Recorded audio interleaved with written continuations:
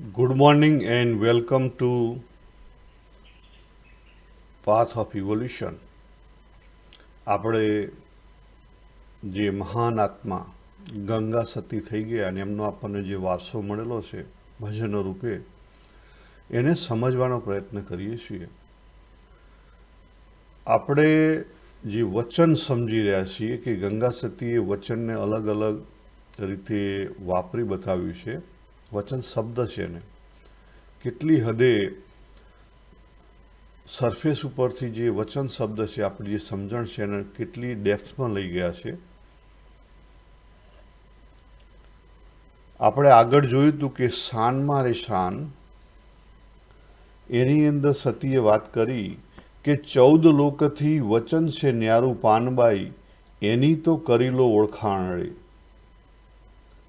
બરાબર, 14 લોકથી પર એટલે આપણને જે અત્યારે દેખાય છે આ લોક આપણું પૃથ્વી લોક. પણ જો કદાચ કોઈ મહાન આત્મા હોય અને જોઈ શકતું હોય બધા 14 લોક તો એથી એ વચન કેવું છે? પર છે. પર છે એટલે એની મોટાઈ બતાવી છે. આપણને સામાન્ય એવું લાગે કે હું બોલ્યો એ મારું વચન, એ મારું વિધાન. એક સામાન્ય વિધાન પણ વચન કહેવાય, નિશ્ચય પણ વચન કહેવાય. બરાબર, પ્રતિજ્ઞા, ભીષ્મ પ્રતિજ્ઞા એ પણ વચન. અને એથી આગળ સતીએ એની અંદર જ વાત કરી કે આ 14 લોક રચાણા એ પણ સન્યથી રચાણા, વચનથી રચાણા. તો વચન ક્યારથી ચાલ્યું આવે છે. બરાબર, પણ આવું કહેવા પાછળ એ વખતે શું હેતુ હતો? એ ભજનની અંદર હેતુ એવો હતો કે કોઈ પણ સાધક જ્યારે સાધના માર્ગે આગળ આવે એટલે કે જીવના કલ્યાણની ખેવના સાથે કોઈ સત્સંગમાં આવે ત્યારે એને જે મહાન આત્મા હોય, સંત સત્પુરુષ હોય, સદગુરુ હોય, એ એને સમજાવે. કારણ કે એ વખતે જે સાધક બનીને આવ્યો હોય એની સ્થિતિ કેવી હોય? એની સ્થિતિ એવી હોય કે હું આ બધી વસ્તુ કરું છું. બરાબર, કે સત્સંગમાં આવ્યો તો હું પૂજા પ્રાર્થના કરું છું, માળા કરું છું, દાન ધર્માદો કરું છું, યજ્ઞ કરું છું, એકાદશી કરું છું. આ બધી કરવાની વાતો આવે. હું સાત્વિક છું, ઘરમાં બધાની જવાબદારી સંભાળું છું, બધા માટે આટલું કરું છું. ઘણીવાર તો આપણે ફરિયાદ કરતા હોઈએ છીએ કે મેં મારા ઘરવાળાઓ માટે આટલું બધું કર્યું પણ કોઈએ મારું ગણ ના લીધો. બરાબર, કોઈએ મને જસ પણ ના આપ્યો. બરાબર, આપણે આ બધી વસ્તુ કહેતા હોઈએ છીએ. ઘણીવાર આપણે એવું પણ જોતા હોઈએ છીએ કે ગાંધીજી દેશ માટે મરી ગયા, શું કોઈએ એમને ભાગડી આપી? કોઈએ જ્યારે દેશ આઝાદ થયો ત્યારે કોઈ એમનું માન્યું પણ નહીં. તો અહીંયા એક વસ્તુ સમજવાની એ વખતે સતી વાત કરે છે કે આપણે જ્યારે કોઈ પણ સાધના માર્ગે આવીએ ત્યારે આપણે જે કરીએ છીએ ને અને એ પછી જે કરવા સાથે જે અપેક્ષા રાખીએ છીએ ને એ અપેક્ષા મૂકી દેવાની છે. કેમ? તો એ દ્રષ્ટાંત સાથે સમજાવે છે કે 14 લોક રચાણા, ભગવાને રચ્યા. તો ભગવાને એવું કદી નહીં કીધું.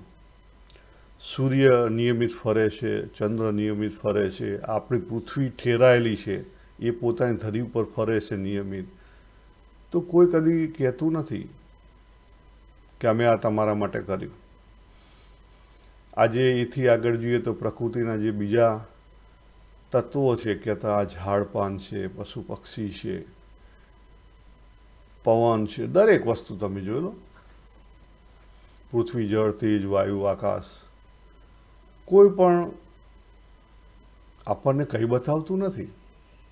એટલે આપણે પહેલા સ્ટેપે સાધક તરીકે સમજવાનું છે કે સાધના માર્ગે હું જે કંઈ કરું છું એ મારા પોતાના માટે કરું છું. આજે આ કથા હું કરી રહ્યો છું તો મારા પોતાના માટે કરીશ, હું બીજા માટે નથી કરતો. કારણ કે મારે જીવનું કલ્યાણ કરવાનું છે. હું કોઈ બદલાની ભાવનાથી પણ નથી કરતો. અને હું સપોઝ ગૃહસ્થ છું અને નોકરી કરું છું તે મારી પોતાની જરૂરિયાત છે એટલે કરું છું. હું બૈરા છોકરા માટે ભલે એ લોકો મારી સાથે છે, પણ એમના માટે હું કરું છું એવો મારે અધિકાર માગવાનો નથી, એવો મારે ભાવ રાખવાનો નથી.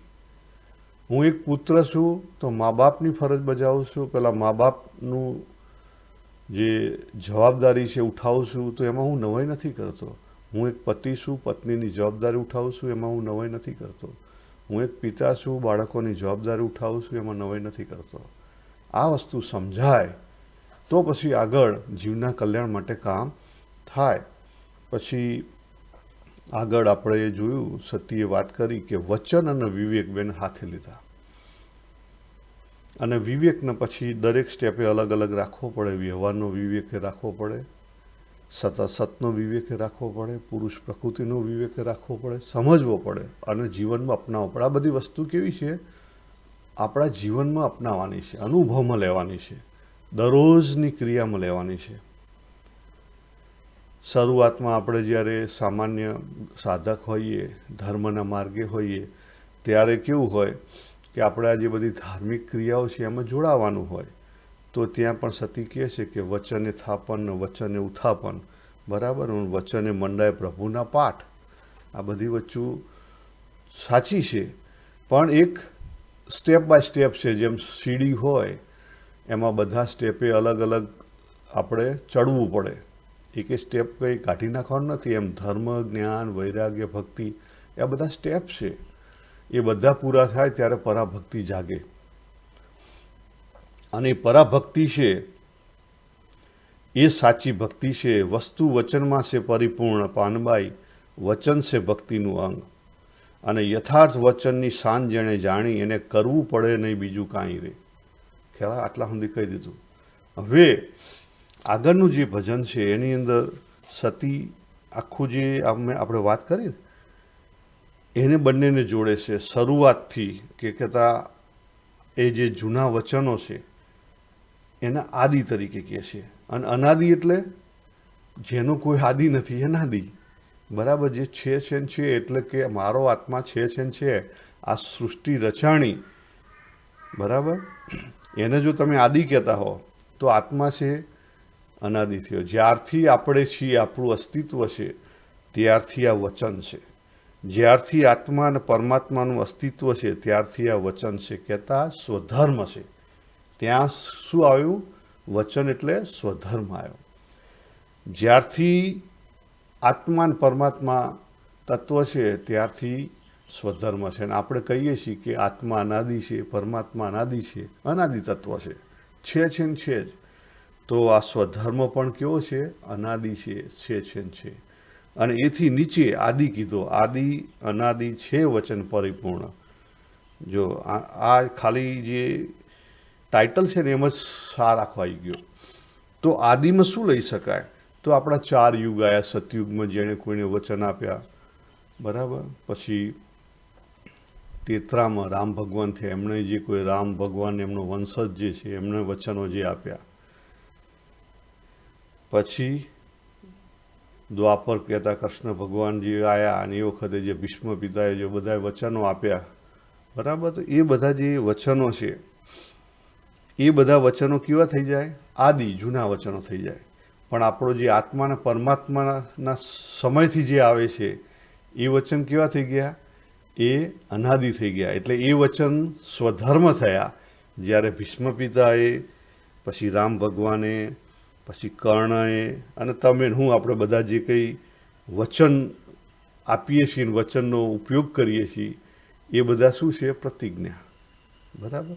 પ્રતિજ્ઞા છે, નિશ્ચય છે, વિધાન છે.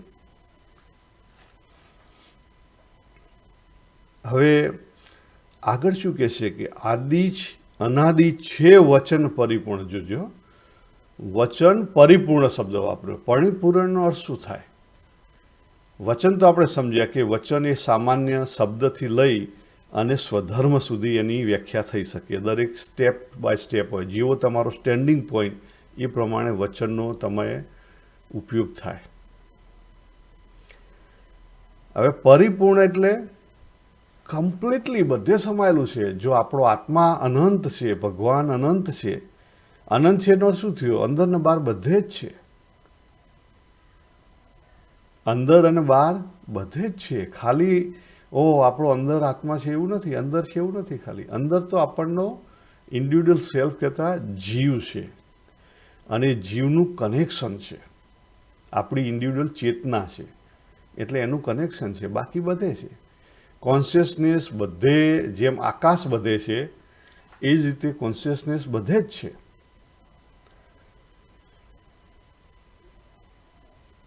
તો કેવું છે? વચન પરિપૂર્ણ છે જ. સ્વધર્મ પરિપૂર્ણ છે, બધે જ ફેલાયેલો છે. તમે જ્યારે તમારું અનુભવ કરો કે આત્મા અથવા પરમાત્મા અથવા તમે અક્ષરરૂપ કે બ્રહ્મરૂપ જે કોઈ તમે અનુભવ કરો, એ સમયે એ અનુભવ સાથે સ્વધર્મ જોડાયેલો છે. એટલે સ્વધર્મ અને આપણી આઈડેન્ટિટી એ બંને એક સિક્કાની બે બાજુ છે. આટલું સમજાઈ ગયું? હવે આપણે આગળ જઈએ. આદિ અનાદિ છે વચન પરિપૂર્ણ, વચનથી અધિક નહીં કાંઈ રે. વચન જાણ્યા થકી શુદ્ધ પ્રેમ જાગે. જો આ જે વચન સાચી રીતે સમજાય, આપણે જે આગળ વાત કરીએ, તો પછી પરિપૂર્ણ પ્રેમ જાગે. કેમ? આપણને જ્યારે સમજાય અને પકડાય કે પુરુષ અને પ્રકૃતિનો વિવેક જાગે, અને પછી એથી આગળ શરીર અને શરીરનો વિવેક જાગે. કહેતા આ જે દુનિયા છે એ ભગવાનનું શરીર છે. વાસુદેવ સર્વમ, ભગવાન 7મા અધ્યાયમાં વાત કરી. પછી મણિગળાની વાત કરી. જો આજે પછી 10મા અને 11મા અધ્યાયની અંદર વિરાટ સ્વરૂપ બતાવ્યું. આ બધું ઊભું થયું છે કેમાંથી? ભગવાનમાંથી. એની પાછળનું તત્વ કોણ છે? ભગવાન રહેલા છે તત્વ. એ તત્વરૂપ એક જ તત્વમાંથી બધું આવેલું છે, અને પછી બીજા બધાની નામ પડ્યા છે. તો એ જો સમજાય, એટલે કે વનનેસનો ભાવ આવે, બરાબર, તો પછી આપણને બીજા તરફથી કંઈ સાચું ખોટું કંઈ થયું હોય તો આપણને કંઈ હરખ કરે નહીં. દાખલા તરીકે મારી જીભ છે, એક ભૂલથી દાંતમાં આવી ગઈ, તો દાંતમાં આવી તો પછી જીભ ઉપર દાંતના પેલા ડંખ તો રહી જાય, એટલે શું થાય? આપણને દુઃખ થાય, બરાબર, પીડા થાય. તો પછી આપણે દાંતને સજા કરીએ છીએ, સાણસી લઈ અને દાંતને બહાર કાઢી નાખીએ છીએ? ના. કેમ? કારણ કે આપણું પોતાનું છે, આપણું પોતાનું માનેલું છે. આપણું જીભ પણ પોતાની માનેલી છે, અને દાંત પણ પોતાના માનેલા છે. એ રીતે જ્યારે આ જગત પોતાનું મનાય, બરાબર, આખો કોસ્મિક ફ્લો પોતાનો મનાય, ત્યારે આપણે શું થાય? શુદ્ધ પ્રેમ જાગે. હવે બે રીતે જગતને તમે સ્વીકારી શકો. એક, જગત રિલેટિવ રિયાલિટી છે, મિથ્યા છે, જે અદ્વૈતનો ભાવ છે, એ રીતે સ્વીકારી શકો.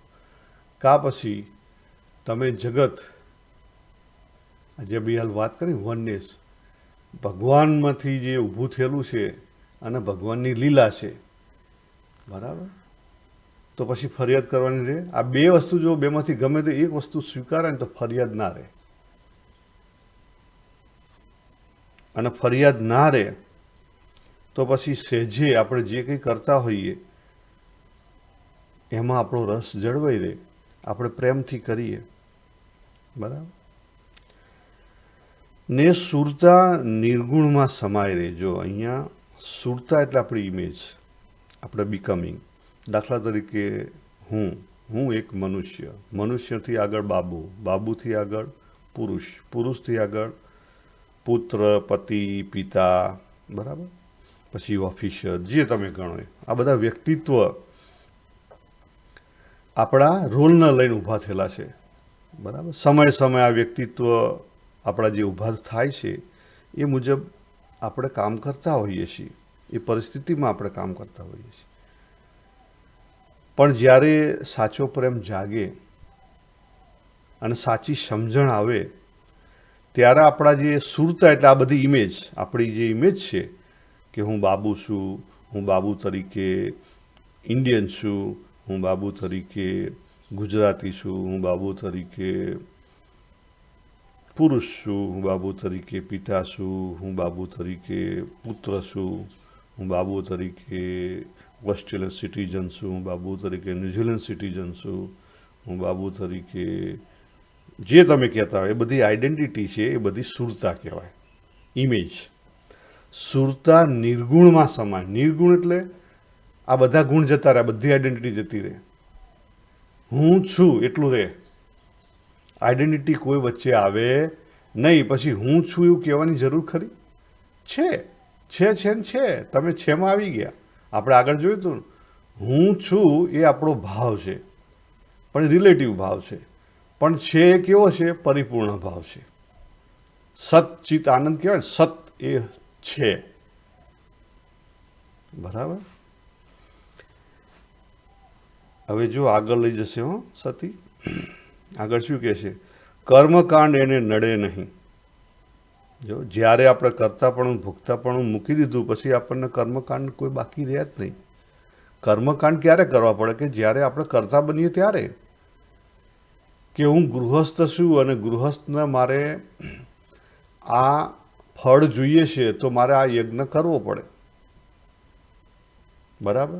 અને યજ્ઞ કરવો છે તો પછી એનો સંકલ્પ લેવો પડે અને પછી એની વિધિ કરવી પડે અને વિધિ પૂરી થાય પછી એની પૂર્ણાવતિ કરવી પડે. બરાબર. એટલે વચને થાપન ને વચન ઉત્થાપન આવી ગયું. પણ જ્યારે વચન પરિપૂર્ણ સમજાય, જ્યારે તમે નિર્ગુણમાં સમય ગયા પછી તમારે કોઈ કર્મકાંડ ત્યાં નડે નહીં. યથાર્થ વચનની શાન જેણે જાણી એને કરવું પડે નહીં, બીજું કાંઈ રહે. કીધું ને આગળ. તો અહીંયા એના બીજા શબ્દોમાં કહે છે કે કર્મકાંડ એને નડે નહીં. જેને આવ્યો વચનનો વિશ્વાસ રહે. બધી જ ભગવાનની લીલા છે જો એવું મનાઈ જાય પછી કર્મકાંડ બીજા ક્યાં રહે? આપણે સિમ્પલ જોઈએ તો આજે દાખલા તરીકે આપણે સમજીએ કે સ્પેસ છે. સ્પેસ ક્યાં છે? બધે. સ્પેસ એટલે આકાશ, બધે જ છે. આપણા ઘરની અંદર છે, ઘરની બહાર છે. તો ભગવાનના મંદિરમાં છે, મારા ઘરના મંદિરમાં છે, આર યુ એગ્રી વિથ? અને મારા ટોયલેટમાં છે. તો ટોયલેટની સ્પેસ એ અપવિત્ર સ્પેસ છે અને ભગવાનના મંદિરની સ્પેસ એ પવિત્ર સ્પેસ છે, એવું કહી શકાય? ના. તો જ્યારે સાચી રીતે બધી ભગવાનની લીલા મનાય ત્યારે બધું ભગવાનનું મનાય. પણ સાચી રીતે મનાય ત્યારે. પણ જ્યાં સુધી સાચી રીતે મનાણી નથી ને ત્યાં સુધી પછી આપણે આ બધી વસ્તુ જે આપણે કોઝાલિટીમાં પડેલા છીએ ને, આપણે જાતે આ દુઃખ ઊભું કરેલું છે. આ દુઃખમાંથી બહાર નીકળવા માટે આપણે પહેલાં સત્વગુણમાં જવું પડે. સત્વગુણી બનવા માટે આપણને આપણા શાસ્ત્રો શીખવાડે છે કે ભાઈ આ પવિત્રતા રાખો, મંદિરની પવિત્રતા રાખો. બરાબર. પછી ભગવાનની મૂર્તિ છે એમાં ભાવ જોડો. બરાબર. આ બધી વસ્તુ શું છે? આપણી સીડીના પગથિયા છે. પણ જ્યારે તમે છેલ્લા ઉપર પહોંચી ગયા, છેલ્લા પગથિયે, પછી તમારે પાછળ કંઈ વિશેષ કંઈ કરવાનું રહે નહીં. પછી તમે કરો બધું, ના કર્યો નહીં, તમે જે કરતા કર્યા કરો, પરંતુ એનો તમને કોઈ હરખશોક ના હોય, એનું કોઈ એટેચમેન્ટ ના હોય. બરાબર. એ થાય, કરો નહીં, એ શું થાય? થાય. એટલે મોટા જે મહાન સંત મહાત્મા હોય એ જેમાં માનતા હોય શરૂઆતમાં અને જે વિધિ કાયમી કરતા હોય કરે. બરાબર. અને ઘણા સંત મહાત્માઓ તમે જુઓ એને એની સાથે કંઈ લેવા દેવા જ ના હોય. બરાબર. આપણે રોહિદાસ ચમાર જુઓ, કબીરજી જુઓ, મીરાબાઈ જુઓ, નરસિંહ મહેતા જુઓ, આ બધા જ પોતપોતાની રીતે એમનું કર્યા કરતા હતા. એમને કંઈ પેલું હતું નહીં કે હું આ જ કરું કે પેલું કરું. મીરાબાઈને કૃષ્ણ ભગવાન સાથે પ્રેમ હતો, તે કૃષ્ણ ભગવાન સાથે જોડાયા હતા. પણ એમના જે ગુરુ હતા એ પરમાત્મા સાથે જોડાયેલા હતા અને એ ભગવાનને બધે જોતા હતા. જ્યારે એમના સમયમાં ગોરખનાથ થઈ ગયા, એ મહાન સંત થઈ ગયા, બરાબર. એ યોગ વિદ્યામાં જોડાયા હતા, એટલે આસન અને એ બધામાં જોડાયેલા હતા.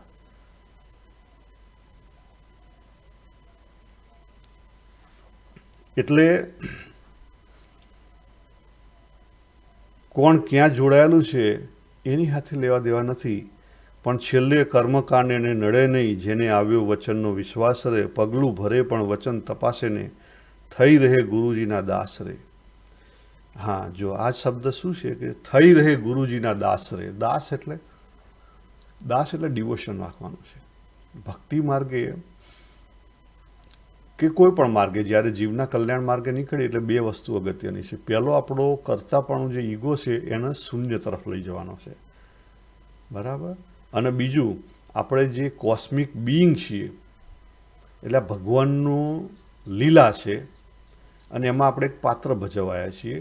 એટલે આ જે જગતનું એક્સેપ્ટન્સ છે, જગતને જે સ્વીકારવાનું છે ભગવાનની લીલા તરીકે, એને વધારતા વધારતા વધારતા જવાનું છે. એને શું કરવાનું છે? મોટું કરવાનું છે. એટલે શું થઈ જાય? આપણે કોસ્મિક બીઈંગ થઈ જઈએ. અને એક કોસ્મિક બીઈંગ એટલે હું આ જગતથી અલગ નથી, હું જગતનો ભાગ છું, એ વસ્તુ જો સાચી રીતે મનાઈ જાય તો પછી જેમાં જે જગત પોતે પોતાનું જીવન જીવે છે, આ જે ઝાડપાન છે એ એમનું જે કર્મ, એમનો જે સ્વધર્મ બજાવે છે, એમાં આપણે આપણો સ્વધર્મ બજાવીએ આ જીવન છે ત્યાં સુધી. આપણે બદલાતા નથી. આ જીવન જે આપણે શરીર આવ્યું છે એ શરીર આવે છે ને જાય છે, આપણે નથી બદલાતા. સમજી લો, જો આ વસ્તુ સમજાય તો પછી તમને જે બધા જે જન્મ મરણ એ બધા જે ભાવ છે અને એને લઈને જે બધા એટેચમેન્ટ છે એ બધા ધીરે ધીરે નીકળી જાય. પછી આગળ વાત કરે છે કે આ જે વચન છે જનક વિદેહી ભૂલી ગયો ને દીધો જેણે પેગડે પાવરે, એક વર્ષ તેમાં રહ્યો પોતે પછી બદલ્યો વચનનો ભાવ રે.